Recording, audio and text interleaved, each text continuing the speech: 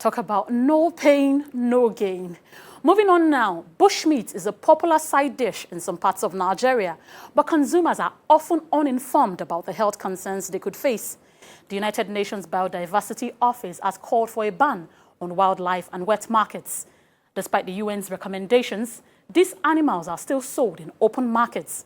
The BBC's Kunle Falaye has been to one of such markets in Lagos and tells us more.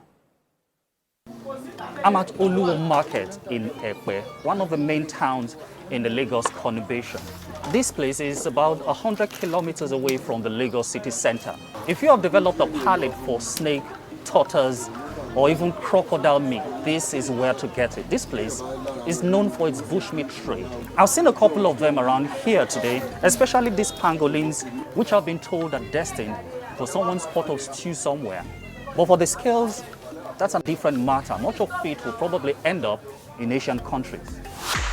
According to a recent report, Nigeria is one of the biggest consumers of pangolin meat, especially among the wealthy middle class and within the large Chinese community in Nigeria. It is also the country most heavily implicated in the supply chain of pangolin scales, especially in the years 2018 to 2019.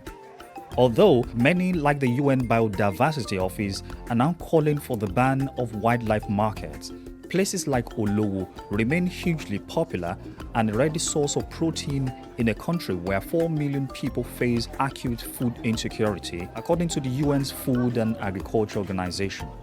Experts believe that markets where live animals are traded pose a serious health risk.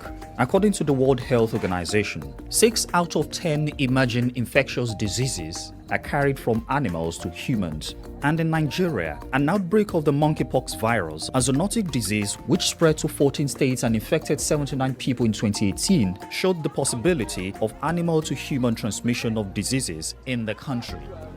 One of the traders here, Latifat Olofin, sells monitor lizards among other wildlife and has been in the business for more than 20 years. Before, at least, we are selling meat in this market at 600 pieces in a day. We are no more selling more than 20 now. We just manage ourselves since the corona. We just start the business by ourselves. We sell grass cutter, antelope, porcupine, rabbits, monitor lizard, crocodile, and deer. We sold monitor lizard 5,000. And that's about $12? Yes. And what about the rest? The antelope, we sell it 5,000, 4,000. It depends on the size. We don't do us anything here.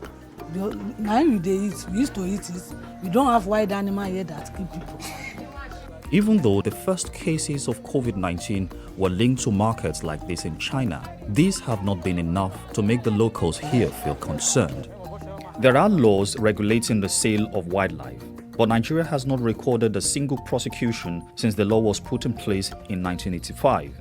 In fact, none of the traders I asked thought there was anything illegal in what they are doing. For many buyers, the trade is simply driven by the high demand for bushmeat delicacies rather than nutrition. For them, potential health risk is not an issue. I buy this bushmeat to selling for my restaurants for people, because this bushmeat is not a common meat like that. This bushmeat is the meat that is giving something for a person's body. We don't fear anything because we know that this bushmeat is not having anything like disease. How do you know that it doesn't have that? We know it because it's the meat. It's something where you don't pay, where we buy it. The trade in bushmeat may be a livelihood to many, but the risk to health and biodiversity are reasons experts like Pelu Awofeso want markets like this shut down. We actually don't need eating wildlife, which we call bushmeat here, to survive.